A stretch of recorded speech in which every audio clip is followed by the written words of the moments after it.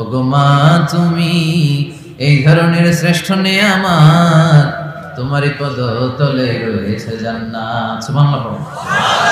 আমাকে আর আপনাকে জন্ম দিতে যে আমার আর আপনার মা কতটুকু কষ্ট করেছে শুনে। একজন সুস্থ মানুষ 45 ইউনিট পেইন বা ব্যথা একসাথে সহ্য করতে পারে। ব্যথার তীব্রতা যদি 45 ইউনিটের বেশি হয়, লোকটা হয় বেহুশ হবে নয় মরে যাবে।